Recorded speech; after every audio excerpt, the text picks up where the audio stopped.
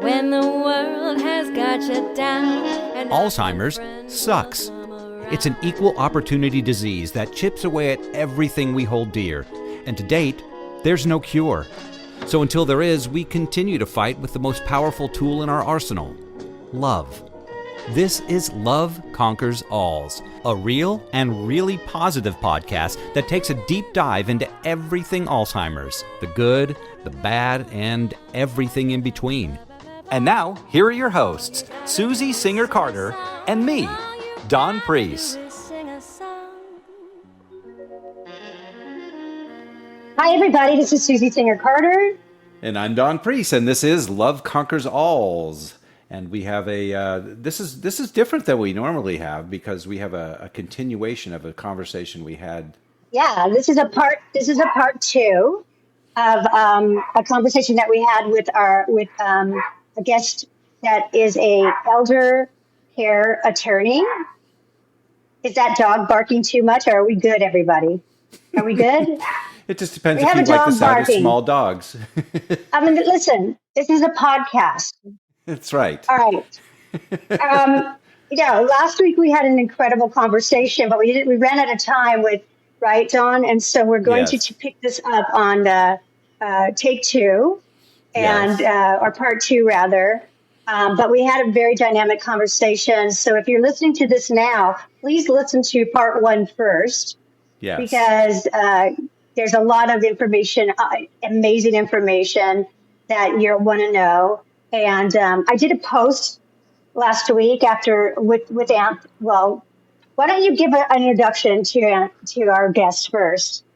Anthony Lanzone is the founding partner of Lanzone Morgan LLP, a firm built on courage, compassion, and justice. Earning his Juris Doctor from Western State College of Law, Anthony went on to complete advanced training in dispute resolution at Pepperdine University's renowned Strauss Institute. He's an active member of the Consumer Attorneys of California and the American Association for Justice. Driven by a lifelong passion to stand up for injustice, Anthony has dedicated his career to advocating for the rights and dignity of vulnerable individuals in nursing home and elder abuse cases, and holding powerful institutions accountable. And we are honored to have him back as our guest today, Anthony Lanzone. So after our conversation with Anthony last week, I did a great post that I don't know if he saw it. I tried to tag him, but about why it's important to at least try to talk to somebody and try to at least get hold these places accountable. Here's the thing, if you don't do that, if you have a viable case and you don't do that, then you're not holding people to account. And by not holding people to account, you're encouraging the conduct to continue. And exactly. So, perfect? Is it going to change what happened? No. Does one case change the world? No. But cumulatively, it has to. And I've seen changes in the industry over 20 plus years. And, just making them more aware, I think, has been a positive thing. And I got so much response because people were like, we want to know more. We want to know more. So this is a very, dynamic topic that doesn't get talked about enough. And people are under all kinds of misunderstandings. And so we're setting out to try to clear up some of those misunderstandings, as complicated as it is, right? So let's jump into it, Don. So let us welcome our fabulous guest in our part two, Anthony Lanzone. Hello, Anthony. Hello, Don. Susie, thanks for having me back. Well, thank you for coming back. You're a champ of the highest kind. There's my great. I appreciate that. Last time we spoke, Anthony, we spoke about the burden of taking the actual why elder care and neglect cases are so difficult. We talked about that, and there's a high burden of proof. It's expensive to litigate. There's arbitration traps. There's systemic barriers like insurance and Medicare and Medicaid's incentives, and on and on and on. And so we wanted to come back and talk to you more about that and dig in a little deeper. And I think,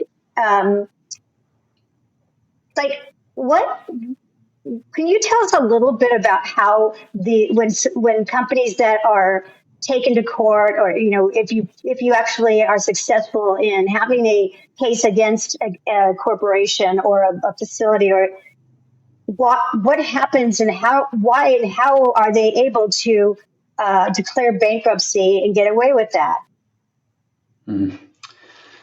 Well, bankruptcy is part of the legal system, and people that cannot pay their debts or have the right to file for bankruptcy. Now, the bankruptcy have to be legitimate, though. They can't be collusion or things like that. The interesting thing about bankruptcy court is oftentimes there are things that if you're not in bankruptcy court, some of the actions would be considered illegal and actionable. But if you can get a bankruptcy judge to approve whatever acts you're doing, then you can get away with it. And so we have dealt with bankruptcies in the past. And I have a lot of strong opinions about the bankruptcies that I've dealt with in the past. Some have been legitimate, and some, in my opinion, have not been legitimate. And I'm not a bankruptcy lawyer. Every time there's a bankruptcy involving one of my cases, we have to hire a bankruptcy lawyer. That's a whole different universe. And so I don't really know. I'm probably not the best person to talk about the bankruptcies. But I can tell you that the nursing homes are very good at filing for bankruptcy. It appears to me that some of these operators, not all of them, but some, play the bankruptcy game where they operate and they accumulate debt. They accumulate debt and claims, accumulate debt and operations, and they get to a point where they can't accumulate any more debt and operate, at which time they file for bankruptcy. And there's a lot of shenanigans that can go on in the bankruptcy courts. And in some instances, I've had experiences where they file for bankruptcy, get the debts discharged, and the sale of the entity essentially goes back to the owners in a different form, different name. That does happen, and it's part of the legal process. And when it happens, we got to deal with it and try to get the best result for our clients that we can under the circumstances. Thank you. It's so frustrating. It really is, because It is. we hear it all the time, and like these cases can take years and years and years and years. And then this is the culmination of it. But I would say, Susie, that's the exception. The bankruptcies really are, for as many cases I've dealt with over the years, every once in a while there's a bankruptcy, but it is the exception, and it's definitely not something that I worry about very often when we're litigating these cases. That's good to know. I mean, from what, I guess from my partner's perspective, the former federal prosecutor, the things that the cases, and I think probably more with the larger, more franchise, like class action suits, those things happen because the stakes are very high. And that I would assume that it happens more often in those situations when we're talking about hundreds of millions of dollars in judgments, at stake. You wanted to talk about arbitration, and I think that people need to understand that as caregivers. Like, what exactly is that? How is it baked into your contract with a long-term care, and how does it actually work? Like, and how is it a negative for the caregiver and the family? Okay. When somebody's admitted to a long-term care facility, they're given a contract to sign. And in the form of a skilled nursing facility, these contracts are at least 100 pages long. It's a lot of legal jargon. There's a lot of different parts to it. And when they give this document to you, you're in a stressful spot. You're having to make decisions about a loved one's care that you probably don't have a whole lot of experience with. and you're not seeking out a lawyer to review the contract. You're probably not even reading the contract. You don't care. You're just going to sign whatever you need to do because you think you're doing the best thing for your loved one. Make no mistake about arbitration agreements. They are there for one reason, and that is to benefit the provider. There is nothing in there to benefit the consumer. I believe in arbitration agreements, but I do not believe in pre-dispute arbitration agreements. It makes absolutely no sense because consumers aren't able to anticipate what the dispute may be. And 90% of it, I should say most of the time, they have no idea that the arbitration clause is in there and no one really discloses it to them, and people don't know. What does that mean? What does that mean, predetermined dispute? So a pre-dispute arbitration agreement is when I enter into a contract with you and say we're going to do business and we're going to agree to arbitrate any disputes. So there's no dispute yet, but we're entering into agreement that if we do have one, we're going to do an arbitration. That's what I don't believe in. If people get into a dispute after the fact and they want to go arbitrate their claim after the fact, a post-dispute arbitration agreement, those are fine because people are they know what the problem is, they know what their rights are, and if they want to go arbitrate it after the fact, that's fine. But what people don't realize, and here's the big danger in the term of long-term care, is that you're not required to sign the arbitration agreement in order to get the care and services at these facilities. They don't tell you that, but you're not required to. They can't reject you as a resident if you refuse to sign the arbitration agreement. And people need to understand that. You're not required to do that. And I suggest that you don't. And if you're considering it, you need to contact the lawyer about it. I'm not social media savvy, but from what I do, I get out there that, hey, if you are a loved one or about to go to a long-term care facility and they want you to sign a contract, send me the contract. I'll look at it. I'll advise you on it. No charge. Just I want people to understand what they're getting themselves into and what their rights are.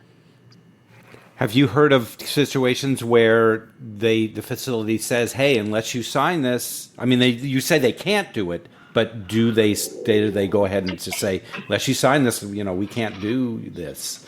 And if they say that, what do you do? I'd say that that's the exception. That's rare that happens.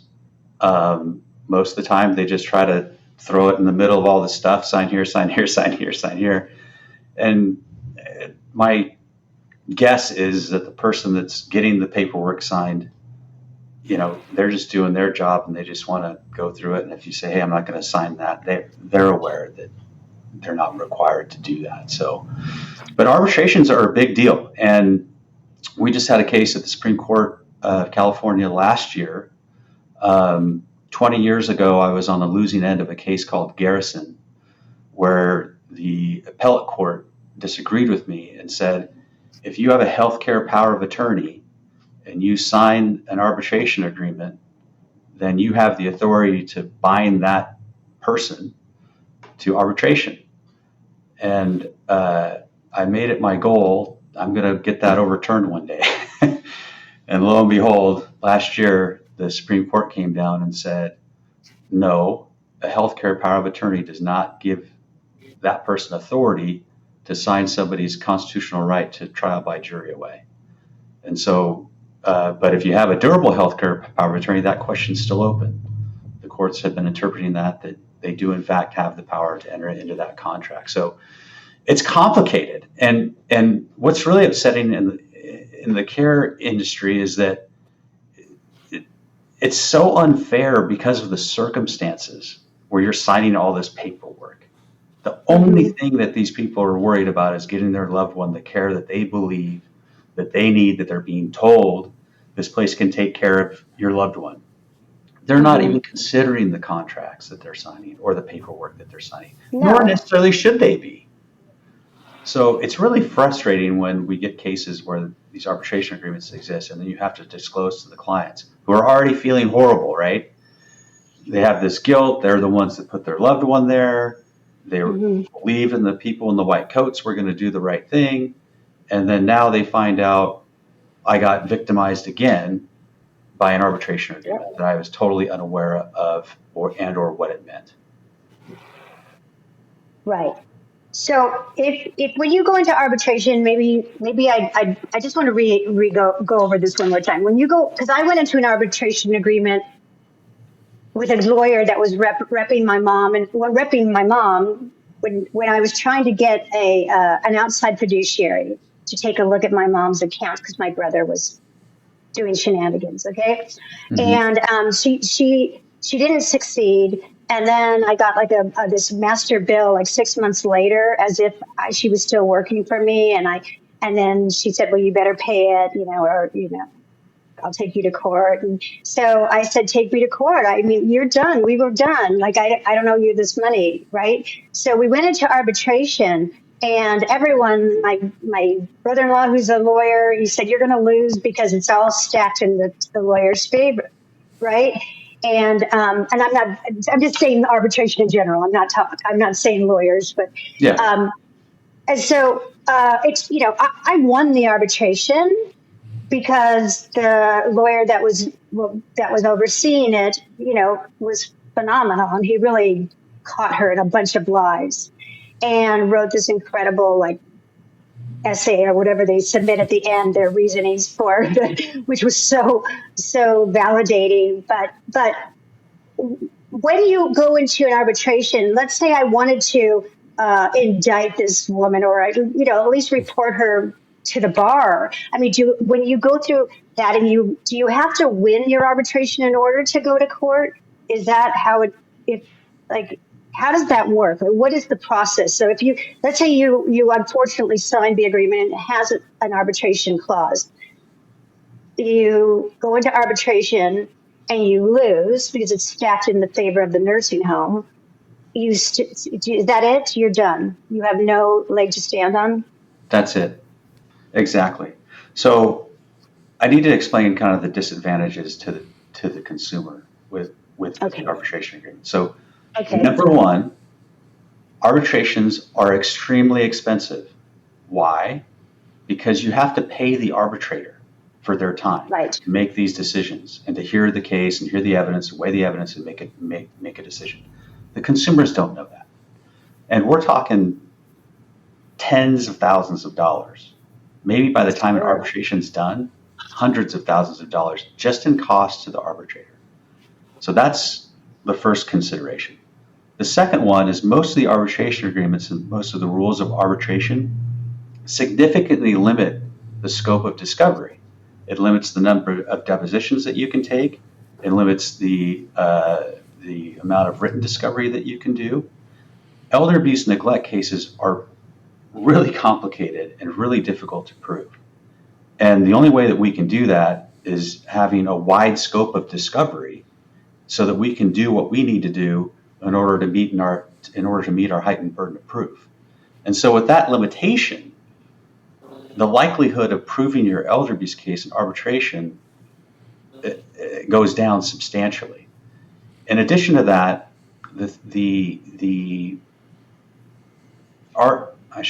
arbitration, one of the reasons why the defendants want to go there is because they feel as though it takes the risk out of a big damage award like a jury would give, right? And the reason why they think that is because, generally speaking, arbitrators are retired judges or retired lawyers. Lawyers tend to have seen it all before, right? They've been the judge and they have seen this before, so there's no shock value.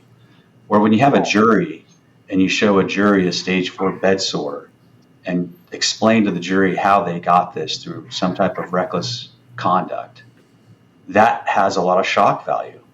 And so, again, arbitrations are there for one reason, just to protect the defendants from these things that they're worried about when they have to approach a jury trial.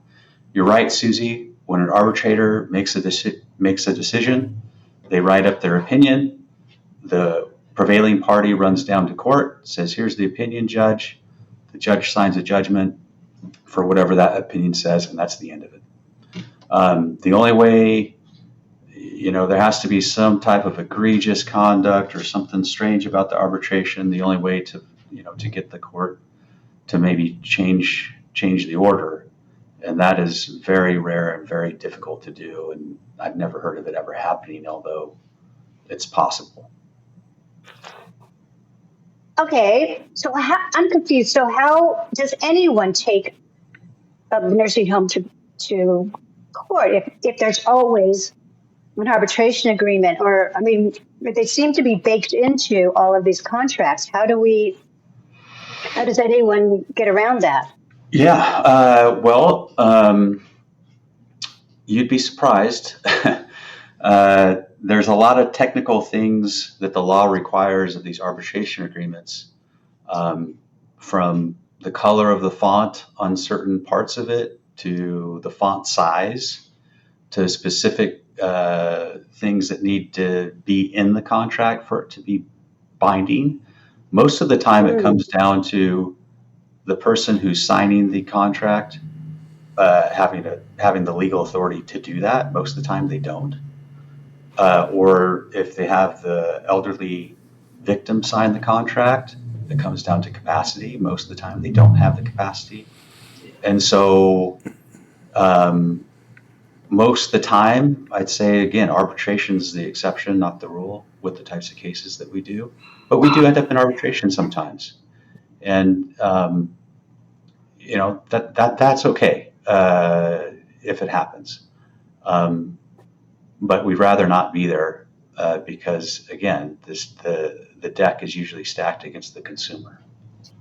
So you said that we don't waive our right to trial, our constitutional right to trial, because we agreed to go into arbitration. I mean, once you sign it, but if it's like, okay, it's time to go to arbitration, can you just say, no, I'm not waiving my constitutional right, I want to go to trial instead? Or how does that? Or you've signed it that it must go to arbitration at that point? Yeah. Because at what point? Don, you're only saying that happens before you sign it. You can say, I'm not going to sign this because I'm not going to waive my rights to trial. Is that correct? Correct. If you sign a binding arbitration agreement, there's no takebacks. You are stuck with that to the end, and you do waive your right to trial by jury. Which I don't know why anybody would want to do that, to be honest with you. I just, that's the whole system set up for that. And people that come up with these alternative forms, they may make sense for certain business type transactions, but consumer arbitration agreements generally are just unfair to the consumer. And so you just got to be wary. We see it in doctors. We see it when you go to a new doctor. I know I just had surgery earlier this year. And I mean, I just remember like every one of those pages says, we go into arbitration. I mean, it has an arbitration agreement. Yeah. And I always think about that, and I'm hesitant, and I think, well, I don't think they're going to operate on you if you don't sign that. Yeah. Those arbitration agreements too also say on the agreement that it's not a requirement to receive the care. And I'll tell you a personal experience. I had a problem with my eye, and I was in so much pain.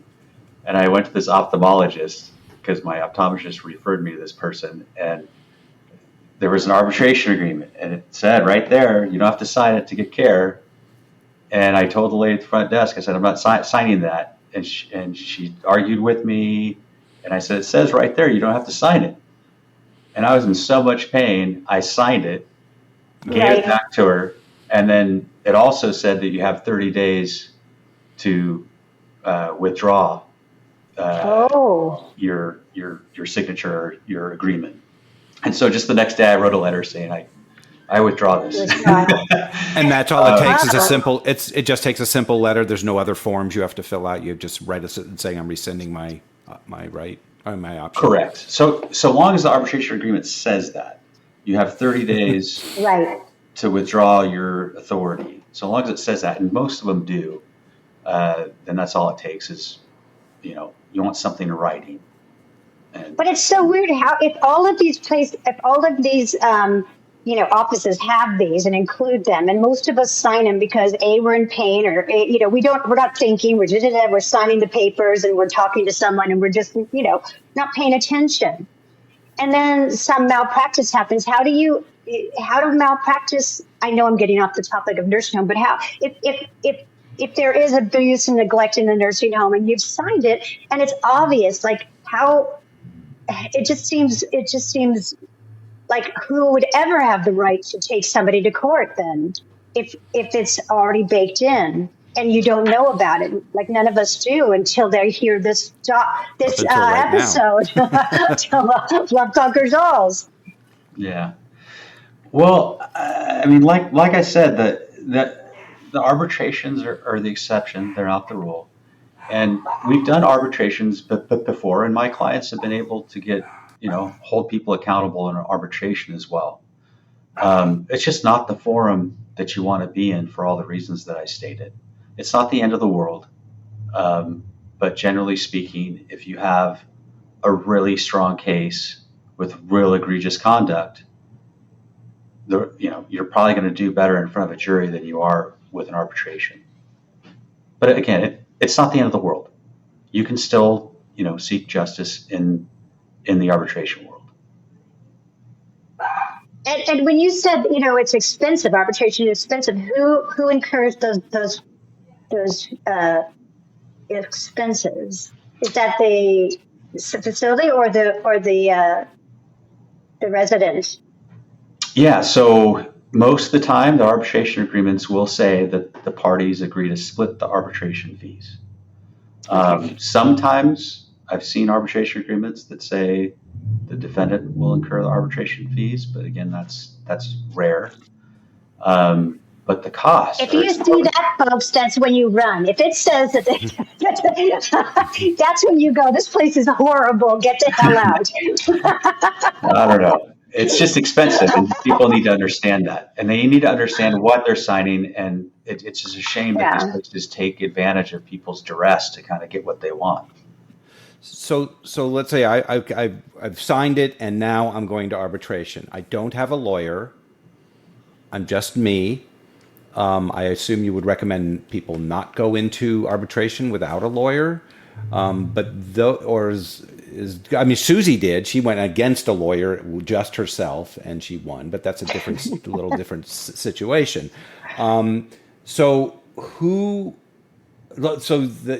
now, because when you do a case, you're on a contingency. You're like on a whatever 30 or 40%. But in this case, does that still exist, or how do you handle when somebody comes to you and says, "I have an arbitration. What do we do, or what do I do?" Well, number one, if you are litigating a case of elder abuse, neglect, or anything, I highly suggest you have a lawyer. It's complicated. In arbitration, you definitely need a lawyer. I mean, nobody can deal with all the legal intricacies of these cases on their own. The arbitration. I'm sorry, Don. Can you repeat?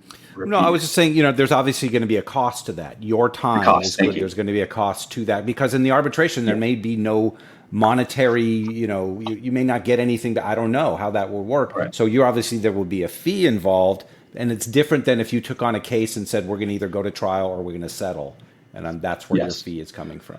So there are lawyers out there like me that will do arbitrations on a contingency fee. It's just an extra added exorbitant cost. But there's a lot of lawyers that won't do that. And so arbitration, again, is another example of how it impedes accountability and justice, because it just makes it that much more difficult to find a lawyer to pursue the case, because it is an arbitration. What's your recommendation to somebody? I mean, you're you, and they may contact you, but you're not going to be able to handle every case in the United States. How do they find the right type of lawyer for that? What's their best path? Get on the phone. Picking a lawyer is probably one of the hardest things to do. And I always encourage everybody that comes to our firm, I always ask them, have you talked to other lawyers? I need you to go out and do your legwork to find the lawyer that you're comfortable with, because we're dealing with very sensitive, emotional types of cases, and you need to be comfortable with the lawyer, and the lawyers aren't going to come find you. You got to go find them. And so talking to your friends, your family, referrals are great from other folks that know the lawyers. And so that's the only way to do it. You got to do the legwork. Kind of like healthcare, right? You got to go find the right home for your mom or dad. You got to go find the right assisted living place, find the right doctor. They're not going to come to you. You're going to have to go do the legwork for sure. But with technology now, it's pretty easy to find that particular lawyer with that specialty, regardless of what it is. And, usually there's a lot of reputable people out there that you have easy access to identify who they are. I have a question. So in your practice, you were focused on elder abuse and neglect. Is your practice the same as when someone is alive and there's, say, financial elder abuse going on? Is that something that you also focused on? Yes. One of the difficulties with the financial abuse cases is, we get a lot of calls about that. And one of the difficulties is when you're dealing with like the phone scammers, when the elderly folks, put money into account somewhere, when you're dealing with the contractors that say, hey, I want to put solar on your roof, give me 10 grand, I'll come back and put it on. Those cases are really difficult because it's really difficult to get the money back once it's gone. It goes overseas or it is overseas. That makes those financial elder abuse cases really difficult to do, Susie. And it's a shame. I can tell you a story. We had a case where a home health agency put a caregiver in a elderly woman's home who had hip surgery. And she was going to be, there for a couple of months. And then, all indications were the elderly woman was going to be fine. Well, what happened was the caregiver started opening the mail and found that she had a bunch of money. And so the caregiver kept the woman drugged up for an extended period of time, all the while she's stealing the money. And the granddaughter somehow was in Florida or something, contacted us, and we got involved.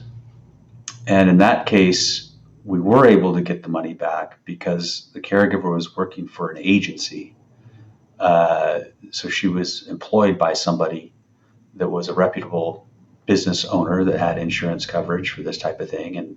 And we were able to get that money back. But the majority of the time, people hire independent caregivers, don't know where they're from, don't know what their experience is, and they'll take the money and run. You never see them again.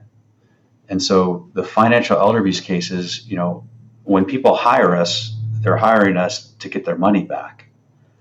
And if if it doesn't make, if all odds are that we're not going to get the money back, it doesn't make any sense to pursue a civil claim. So we have to be wary of that when we take these cases. But they're just tough. I'm telling you, this financial elder abuse. They're tough. It's really tough because, again, in every sector of elder care, there's such a bias against the actual person, against the person that you're litigating for, or right, like you're trying to protect. Like, I was my mother's conservator person. I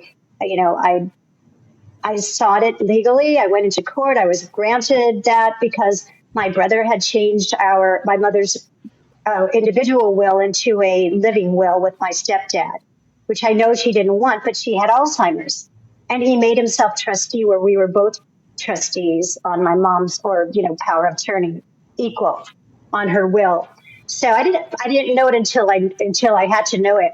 And when it was necessary for my brother to do his fiduciary duty, he wasn't doing it. And so the lawyer that took me to court that I had to arbitrate said that we would file to have him removed as fiduciary and ask the court to grant us a right to hire an outside fiduciary, because I didn't want the job. I just wanted it to be, I wanted to know what my mom had. So, because I was taking care of everything. I didn't even know what was there for me to be able to take care of her with.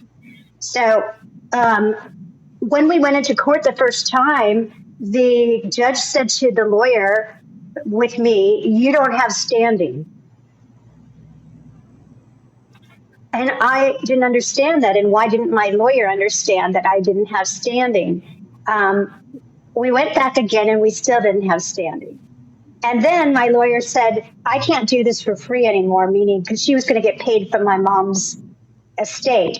And I said, "Well, I've paid for all the filings like you told me, and now you're leaving me like stranded." And she said, "Well, you either have to pay me or, bye." She gave me a nice coffee mug.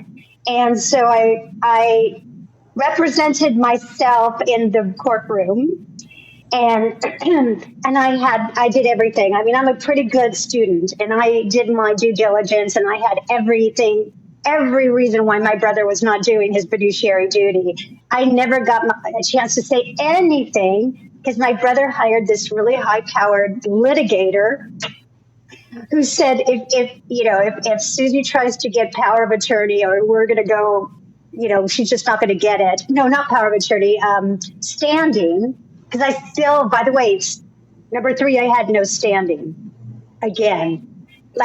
So she said, if she tries to get standing, we'll stop her. We'll try to stop her. And I'm very expensive, meaning my brother would, deplete all of my mom's funds to stop it for no reason. So I cut my losses and I just said, it is what it is. If I have to support my mom, then whatever it is. But how is that, first of all, how does a lawyer like this lawyer that represented me not know that I don't have standing? And why don't I have standing? Okay, those are really good questions. And I feel highly uncomfortable commenting on that case since I don't know anything about it. Why? other than what you just told me. Oh, wait, but something that you did say, Susie, that I think is important that I wanted to bring up, and it's kind of on topic. Okay. All these problems that you had with your brother and all the estate documents and all that stuff. Did you ever have the opportunity prior to your mom, while she was still capable, at least, have that conversation with her about, hey, Mom, what's the will say? What's the trust say? What's the power of attorney? What does this mean? Yeah. What do you want to happen when this happens? What do you want to happen when that happens? Did you and your family get together and do all that? Yeah. Yeah, my mom was like, "Do not commingle my money. I don't want, my husband's children to have, any, opportunity to take your inheritance, basically. I don't want that." And, that's just something she didn't want. And I knew that. And then when my brother told me that it was much easier to have a living will, a living trust, that, it just makes the process much easier. I believed him. But so I didn't go, and I just didn't. I was so overwhelmed with caregiving at that time that I was like, "Oh, that's going to make it easier, fine." But I didn't know that he took me off. Yeah. And made himself trustee. The point that I want to make is, and I'm guilty as charged because I haven't done this yet either because it's nerve-wracking, but I think that estate planning should be a family affair, meaning, whoever the beneficiaries are, whatever the trustees want to happen, they should be part of that from the time when whoever's gifting this stuff or whatever it is makes that decision. Because if you're reading legal documents, they're complicated. And most of the time people aren't lawyers and they just want to do right by their loved one when they're gone or while they're here, when there's power of attorney involved. You got to make healthcare decisions like you had to deal with all that stuff. Having those conversations while your loved ones are capable of having those conversations, I think they go a long way because it gets everybody on the same page. Unfortunately, in your instance, Susie, that's kind of different. You got taken advantage of for sure. But I think the vast majority of people would benefit from that, so that when there's an event like a heart attack or something, you got to go to a nursing home. the person making that decision has already had those conversations, and they have an understanding of what the loved one wants under those circumstances. And it takes all that angst out of it, because you're not having to interpret legal documents and what does this mean and what do they want. And I think that would go a long way in just prevention of a lot of this type of stuff that I deal with, because it would have all been kind of talked about and dealt with up front. And so that angst that you feel when you're getting thrown arbitration agreements and 100-page contracts, and I think would make people a lot more aware and amenable to being aware. Yeah, and a lot more diligent in their efforts, where they could really take the position of more of an advocate right off the bat, as opposed to, a deer in a headlight trying to make these decisions and figure everything out while it's going on. Sure. Yeah, no, a crisis is the worst time to make decisions. Yeah. I mean, that is the best case scenario, what you just said. However, we do know that families, are not immune to doing, the wrong thing, even if those decisions have been, predetermined, like what my brother did, which was, not a good choice. So, and I hear it all the time. We talk about it, on Love Conquers all the time, about family members that, make decisions that are not the best for their caree, but rather for themselves. And, and so that's a problem legally. I don't know. It's just, it's just as much abuse as, getting a stage 4 bed sore in my mind, because if you can't support the person that you're caregiving for with the money that they've accrued themselves, and that's what it's there for, then that is abuse, and that is taking advantage of someone who is vulnerable and may not be able to speak up for themselves, I agree. Especially, So, I mean, do you get a lot of those cases, or is it just me? No, we get so many calls, Susie, about exactly what you're talking about, and it's not what we do. And in fact, like, I have other people that I trust that I refer those cases to, and to my surprise, they're so busy they can't take on any more work. That's how crazy it is right now with all this estate litigation stuff. It's unreal, all the disputes go. I mean, and it's not a surprise, because you have all this wealth from the baby boomers getting transferred, and it's just gonna go on and perpetuate itself. Just as people are getting older, there's going to be a ton of elder abuse and neglect type cases in long-term care. The trust litigation is just going to overwhelm the probate courts.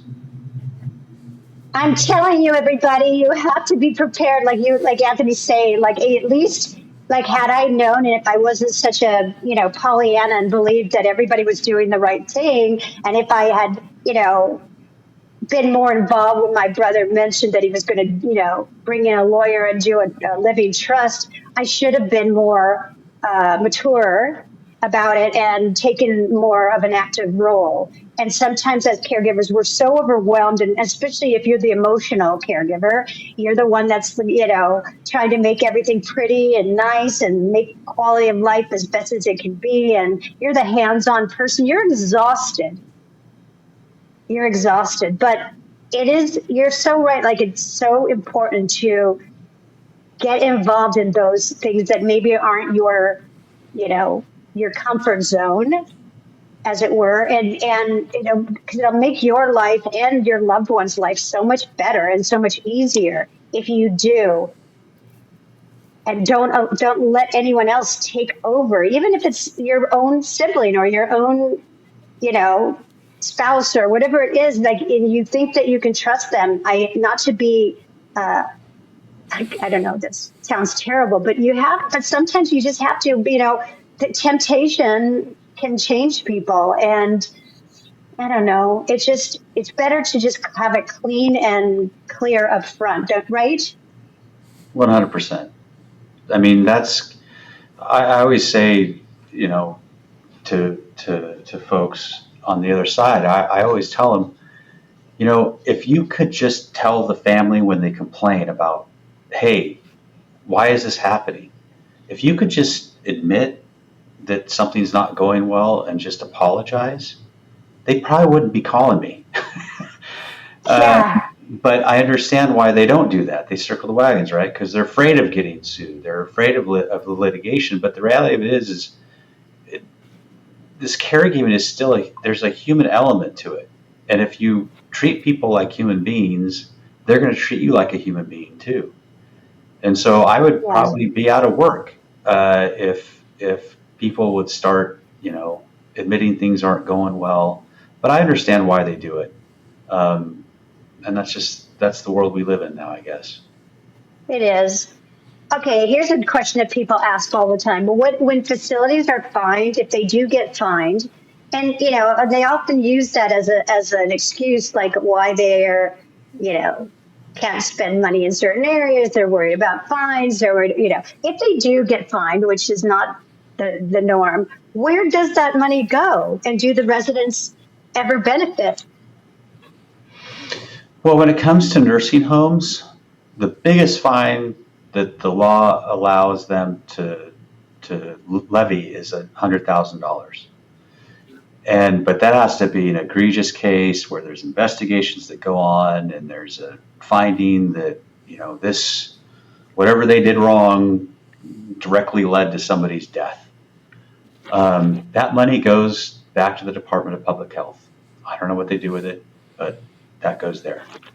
Most of the time when there's fines, the nursing homes have the ability to fight those fines and fight the findings of the Department of Public Health. There's administrative court that they can go through. A lot of them do that when they do get fines. But, you know, I have some strong feelings about the oversight by the state of California and the federal government. It's clear. Wait, just the state of California? Just the state of California? Well, I said the feds too. But it's, you know, they don't do a good enough job to protect the public, is as nice as I can say it. The public can't rely on them to hold these facilities accountable. They just can't. A lot of it has to do with the evaluators, their jurisdictions, so to speak. They're not police officers. They're not, you know, they don't have any enforcement authority. So their investigations are really limited. And so I think, as we were talking about, I like to believe that everybody's going to do the right thing and everybody's coming from the same place in terms of that context. But the reality of it is that people aren't. And so the facilities know how to work the system. The oversight agencies seem to not have a whole lot of interest in doing anything other than what's minimally required of them. And the point I just want to make is that take those deficiencies and those citations for what they're worth. If they do issue something like that, you know, where there's smoke, there's fire. That's just Right. the big of the iceberg. And just don't rely on the government to do anything. You know, that's one nice thing about the civil courts, and one thing that I do believe is that the court systems can hold people accountable within a reasonable time frame. Where when you're relying on the government to do stuff, if they get around to it, they'll get to it when they get to it. And the sense of accountability that they're, you know, going to administer on these places, it's just not the same. You can get their attention through a civil lawsuit, and I think that effectuates change way more than these governing agencies. See, as you're saying that, I'm thinking about the nursing home lobby. It's just, you know, like how it's manipulating the system to remain the way it is, and to stay status quo, which is, you know, American Healthcare Association, ACA. There's so much money involved in long-term care. I mean, billions and billions of dollars, the insurance, the Medicare, the Medi-Cal, the Medicaid, there's billions of dollars in it. And business people take note of that. And it's like the industry's been manipulated by private equity for so long. And I've kind of come to the conclusion that I don't think long-term care was ever intended to be a multi-gazillion-dollar business. I think it was always intended to be a ma and pa who were social workers by, they weren't in it for the profit. They'll make a living, but they were really there to be hands-on in each individual home. And they could be in charge of the people that they hire and hold people accountable on a daily. I really think long-term care was always intended to be that model. I agree. And, I think that has a huge. That's the big reason why the industry is in the situation that it's in. Is that any way you shake it, there's somebody making billions of dollars, millions of dollars a year, at the behest of compromising care for these folks, and it's really a shame to see it turn that way. And Medicare and the government, they just keep throwing money at them, not holding them accountable.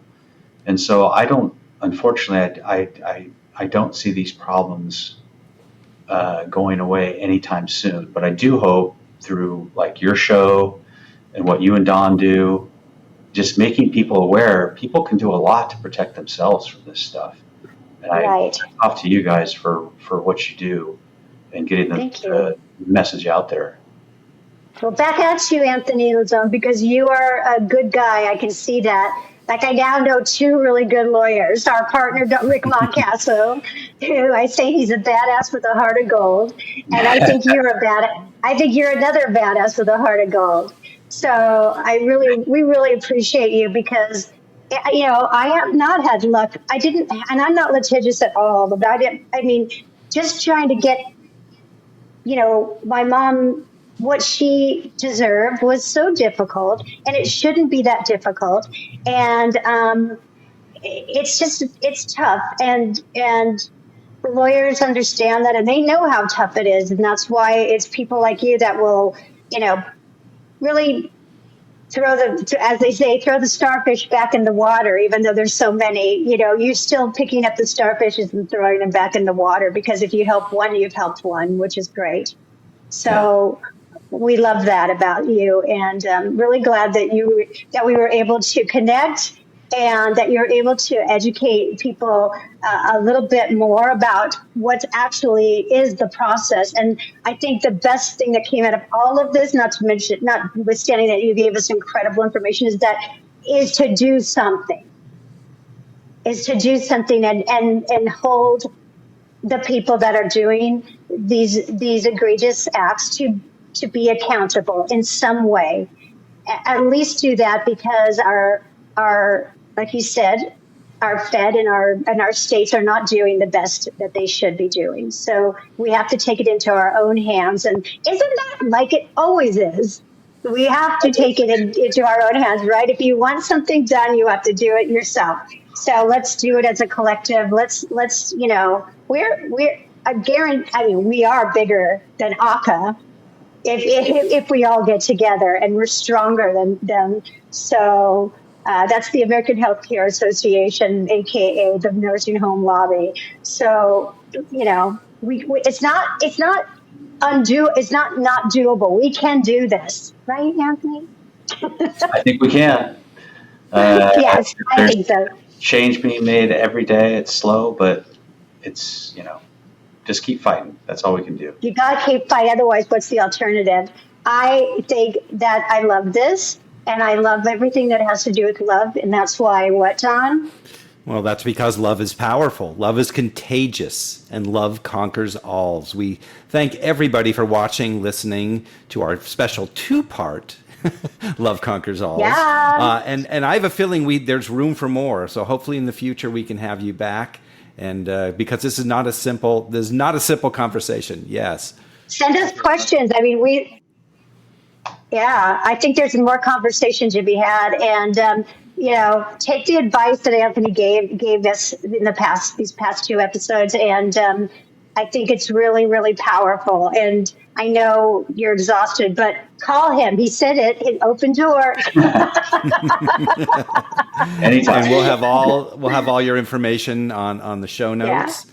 And if everyone liked what you saw and heard today, please share, like, subscribe, all those good things. And remember all those good things. And watch No Country for Old People, a nursing home expose on Amazon Prime and on Tubi and on Hoopla and if you're in other countries, you can catch it on Buyer and on Genjing World, and you can't miss it. So you must watch it because it's about you. And I love you all, and we'll see you next time. Take care. Bye-bye.